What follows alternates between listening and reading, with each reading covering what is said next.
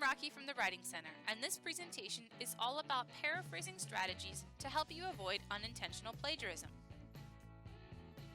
First off, you might be wondering why you should be caring about plagiarism at all. Well, the answer to that question is that plagiarism is a very serious offense in college.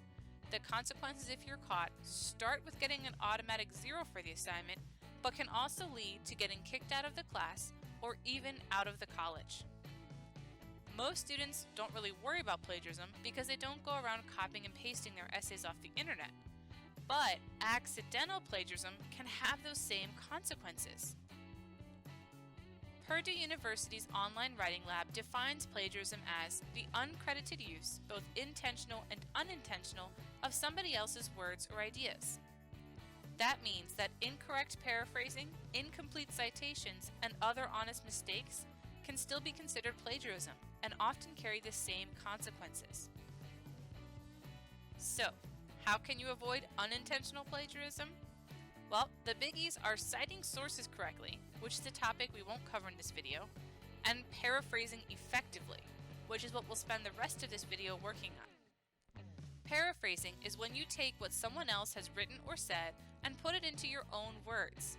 Since the information and ideas originally come from someone else, they will still require a citation. You just won't have to use quotation marks. For example, if an original source said, "The Writing Center is a great place to visit for help with any stage of the writing process," you have two options. Either you could put that in word for word and put quotes around it with a citation at the end, which is called a direct quote, or you could paraphrase it, still putting a citation at the end, but this time without the quotes. Quoting it directly is way easier, right? But it's not really writing. Although a lot of your information will come from research, it needs to be filtered through you, the writer. In fact, it's a general rule that less than 10% of your whole essay can be in quotes. I'll say it again, less than 10%. So save that 10% for really good stuff. Save it for the quotes that sound really impressive or that fit your argument perfectly. Everything else will need to be paraphrased or summarized. Alright, so let's look at how to write a sentence-level paraphrase. The main rules are that in your paraphrase you must change both the sentence's structure and its words. The most common paraphrasing mistakes happen when students only change one of these things. Let's look at an example together. Like our paraphrasing definition, this example comes from the Purdue University's online writing lab. The original sentence reads, "Students frequently overuse direct quotation in taking notes, and as a result, they overuse quotations in the final paper." A common error is to just use synonyms to replace words in the sentence so that it reads something like, "Students often use too many direct quotations when they take notes, resulting in too many quotations in the final research paper." It's true that most of the words have been changed, but this is an example of plagiarism because it is not a true paraphrase. The structure of the sentence is still the same. It still starts with students overusing or using too many quotes in their notes, then it gives the result of students overusing them in the final paper. A true paraphrase of this sentence would look more like this. Often, too many quotations end up in final drafts because students take notes word for word from their sources.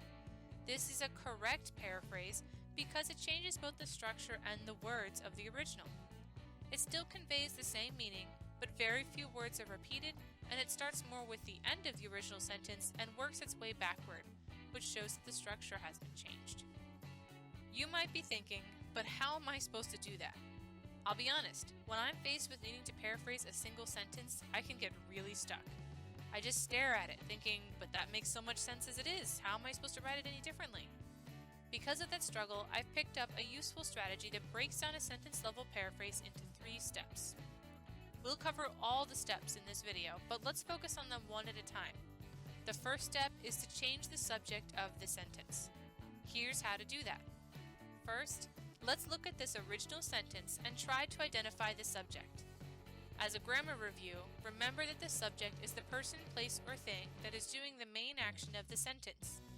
So if we look at the sentence, the subject is students, since they are the ones that are overusing direct quotations. Now that I've identified the old subject, I need to decide which person, place, or thing I want to make my new subject. So if I look at the other options in the sentence, I can use notes, quotations, or paper. Any of those words could be the subject of a new paraphrase. There really isn't a right or wrong answer here. For the sake of our example, I choose quotations. So that is step 1, choose a new subject. Okay, continuing with our strategy, we are now ready to move on to step 2, which is finish the sentence so that it makes sense. If that sounds weird, what I mean is that with your new subject, try to continue the sentence without changing the meaning of the original. Let's look at that example. Alright, I'm going to start with my new subject, quotations. To finish the sentence, I'll have to continue past the word quotations and explain what's happening with them. Remember, I'm not using students as my subject anymore, which means my verb won't be overused, since the quotations aren't the ones that are overusing anything. In fact, the next part of this sentence should be something like, are overused in the final paper, since they're the items that are being overused by the students. As you can see, that takes care of that whole last line. At this point, I can see that I still need to include the top part, starting with students and ending with notes, as well as the transition or connecting idea, which is as a result. Let's do the transition first. Okay, if they're using as a result, that means this sentence is saying the first half of the sentence causes the second half. Students overusing direct quotations in their notes causes them to overuse quotations in their paper. Now, since I started with the second half of the sentence, that means I need to show how the second half is because of that first half. Basically, I want to show the same cause and effect relationship, but I'm presenting it in a different order, so I need to change the word. Now, instead of using as a result, I'm going to use the word because. And that keeps that same meaning that I wanted before. Alright, now I'm still on step 2 because I haven't finished the sentence yet. I still have the whole top part to cross off. I want to keep the same meaning, but still change the sentence structure of that part too. So, when I read the original, students frequently overuse direct quotation in taking notes, I decide that I'm going to take that taking notes part that's at the end and move it sort of to the middle. Now, this half is going to read, students frequently take notes with too many direct quotations. So you can see that that second half says the same thing as that first one did in the example, but I've changed the wording a little bit. Okay, that is a lot of work, but now we can see that the structure of this new paraphrase is very different from the structure of the original one. It's important to read it all together at the end here to make sure it still makes sense with the original. Quotations are overused in the final paper because students frequently take notes with too many direct quotations. Yep, it still means the same thing, but now it's a new structure. However, we're not done yet. Remember that a true sentence level paraphrase must change both the sentence structure and the words. Which brings us to step 3 of our strategy, change the word choice. This is an easier part of the process, especially if you have a thesaurus. Let's look back at our example again. Up top, we have that original sentence still, and our restructured sentence is now right below it. Now we've got to change the wording. In my restructured sentence, I have quotations are overused in the final paper. That uses a lot of the same words as the original, which said they overuse quotations in the final paper. So I'm going to change up some of the word choice there. Instead, I'm going to write, too many quotations end up in final drafts. As you can see, I didn't change the meaning, but instead of using the word overuse, I used too many and end up. Instead of using the final paper, I used final drafts. I didn't change every single word, but I changed most of them. If we continue with this sentence, we know that we've already changed our transition from as a result to because. So that part is good to go. But the rest still has a lot of the same words, like frequently and direct quotations. So I'll change it up to read, students often take notes word for word from their sources. Now it's a true paraphrase, because I've changed both the structure and the word choice from the original sentence. I'll read the whole thing together to make sure it makes sense. Too many quotations end up in final drafts because students often take notes word for word from their sources. It it's a good sentence. Although for my own personal preference, I think I'd like to move the word often to the beginning, so that it's often too many quotations end up blah blah blah. Technically, both ways would be correct paraphrases. I just wanted to make sure it sounded a bit more like me. Alright, now it's your turn to paraphrase. Since we've gotten pretty comfortable with this original sentence, let's keep using it. However, this time you need to use one of the other possible new subjects that we identified when we first read the sentence. The original subject was students, so you can't use that one. And my subject was quotations, so you can't use that one either. That leaves you with either notes, you can specify students' notes if you want, or final papers.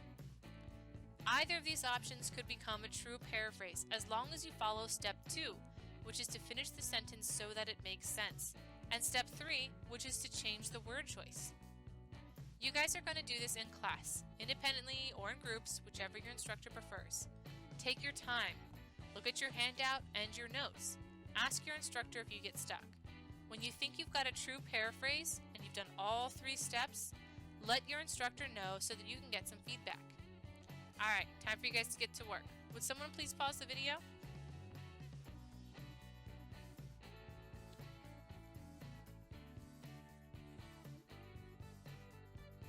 Okay, hopefully you're getting the hang of sentence-level paraphrasing. It's not easy, which is why it is important that you avoid putting direct quotations into your notes as much as possible. If your note-taking method is to highlight a sentence from your source, you're probably going to have to do a lot of these paraphrases to stay under 10%. So instead of just highlighting your sources, use other note-taking methods. In the previous video, we talked a lot about how to summarize and fact list your sources, so take a look at that to practice. I want to leave you with a few final reminders. Always double-check your paraphrases against the original source. Make sure that you've changed both the sentence structure and the word choice. Also, don't forget your citations. You need them for both direct quotations and paraphrases. And lastly, if you're not sure that you paraphrase correctly, get a second opinion. See your instructor after class or during their office hours, or see a tutor in the Writing Center. With the resources that you have available to you, there's no excuse for faulty paraphrasing. Plus, you now have a new strategy to use if you get stuck. Good luck with your next research assignment, and happy paraphrasing!